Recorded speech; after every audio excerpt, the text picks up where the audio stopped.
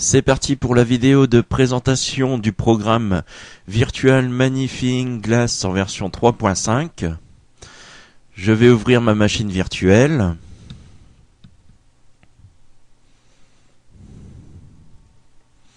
Alors je lance l'installation. Oui. Choix de la langue français, ok. Bienvenue dans l'assistant d'installation, suivant. Je comprends et j'accepte les termes du contrat de licence, suivant. Suivant.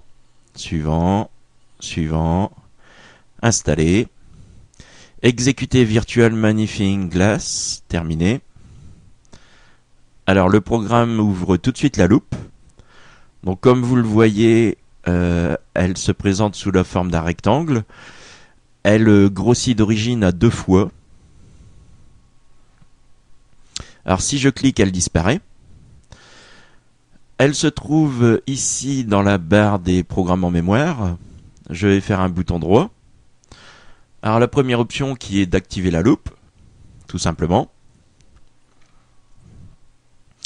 Ensuite on a le choix de la largeur de la loupe en pixels, on a le choix de la hauteur de la loupe aussi. On a le choix du grossissement, donc ça va de une fois, en fait ça ne grossit pas, jusqu'à 16 fois quand même.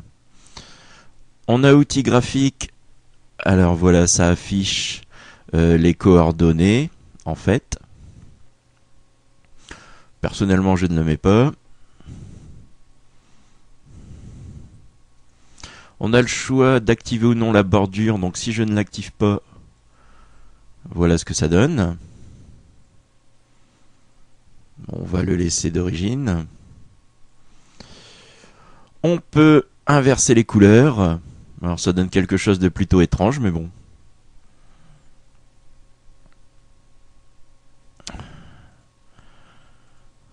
On va remettre les couleurs normales.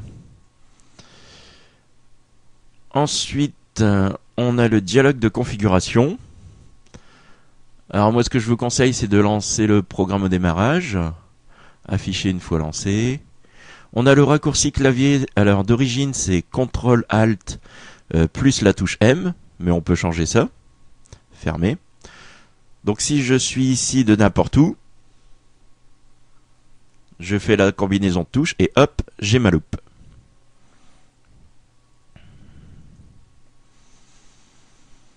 Traduction, donc ici on peut choisir le français, sans problème. On peut sauvegarder les réglages actuels en tant que défaut. On a un mode dynamique, alors moi personnellement je vois pas trop l'intérêt du mode dynamique. Parce que dynamique il n'a que le nom, vu que la loupe ne bouge pas.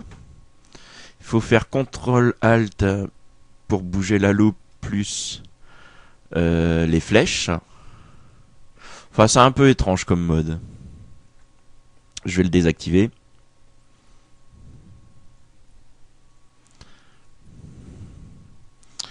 Fermer plugin, je ne sais pas trop à quoi ça sert. On peut visiter la page web du programme.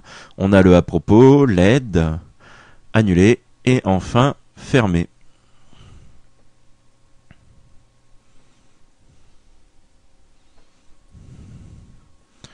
Voilà, c'est tout pour cette présentation de logiciel.